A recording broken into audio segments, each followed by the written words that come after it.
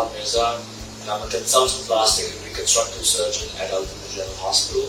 I've been practicing at Al-Tamesh Hospital for about 2 years now, and I find the hospital to be one of the best in the countries, especially the theatre staff, the theatre equipment, the theatre environment, and the theatre technology is probably as good as anywhere else in the country. This I can give you right. The staff is amazing. I've had a beautiful experience here. They're very cooperative with me. They look after my patients. My patients are happy. I'm happy. So I think Al-Tamesh General Hospital is a good place to be. So rhinoplasty is one of the most commonest procedures, one of the most commonest procedures that I do. In terms of numbers, I probably must have done more than 500 rhinoplasties. And success rate is alhamdulillah. If you want to see success rate, out of 500 I've done one minor revision. Revision ये होती है कि after rhinoplasty थोड़ा बहुत ऊपर नीचे आपने changes करने होते हैं. So of all the 500 patients that I've done one revision. और वो भी minor चीज के लिए. So I'd say the success rate is 110%. Deal with patients. The most important thing for me, मेरे जो सबसे अहम चीज होती है वो patient safety होती है. Whatever we do, whatever we deliver is always within the boundaries of safety. अगर हमें जरा भी शक होता है कि हम ये भी कर सकते हैं लेकिन सेफ्टी पे कॉम्प्रोमाइज होगा तो हम ये नहीं करते. तो हमारी नंबर 1 प्रायोरिटी पेशेंट सेफ्टी होती है. पेशेंट सेफ्टी के अंदर बड़े फैक्टर्स आ जाते हैं. सर्जरी से पहले, सर्जरी के दौरान, सर्जरी के बाद. सर्जरी से पहले पेशेंट सेफ्टी के लिए हमारा एक तो आपने हिस्ट्री लेनी होती है पेशेंट बहुत अच्छे से, ब्लड टेस्ट सारे कराने होते हैं, एनेस्थीसिया असेसमेंट कराना होता है. आपने एनेस्थेसिस्ट ने सारे डॉक्टर्स ने मिलकर, इट्स अ टीम वर्क. हर किसी ने अपने अपने बेसिस को कवर करना पड़ता है और पेशेंट की पूरी हिस्ट्री लेनी होती है.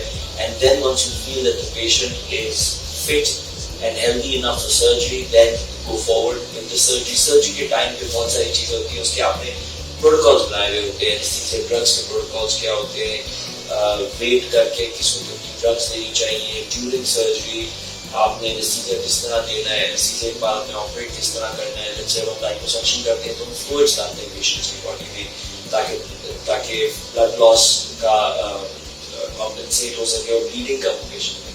तो वो फ्लूइड्स होते हैं हम वार्म करके देते हैं ताकि पेशेंट की बॉडी टेम्परेचर से मैच करें. उसके अलावा हम पल्मोनरी इम्बोलिज्म को प्रिवेंट करने के लिए हर पेशेंट को हम कंप्रेशन स्टॉकिंग्स पे लाते हैं. हमारे पास we have this beautiful device indicator जो कि एक्टिवली सर्जरी के दौरान पेशेंट्स की लोअर लिप्स को पंप कर रही होती है ताकि ब्लड क्लॉट ना हो सके वहाँ पे. And you know surgical skill is very high. हम हर सर्जरी को बहुत टाइम लेकर आराम से प्यार से करते हैं, कोई सर्जरी नहीं करते.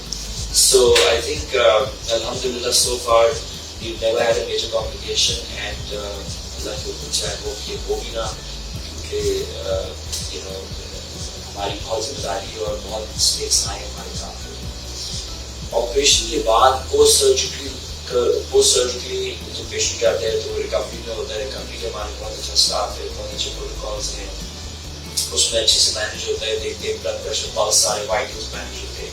And then obviously once you go to the ward, doctor को सारी इंस्ट्रक्शंस पहले से दी जाती है कि क्या क्या चीजें हमें देखनी है.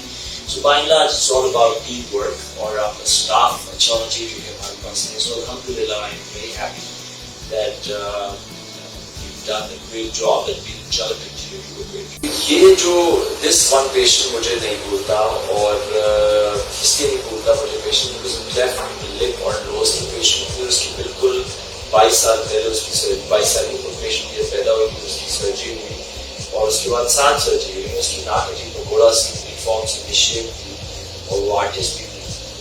सो एकदम मेरे क्लिनिक में आई और उसने एक पेंटिंग बना के लेकर आई जिसमें वो मैं एक आर्टिस्ट का ब्रश पकड़ा हूँ और मैं उसकी सर्जरी कर रहा हूँ लेकिन एक पेंट ब्रश के साथ और उसकी 7 सर्जरी हो चुकी है.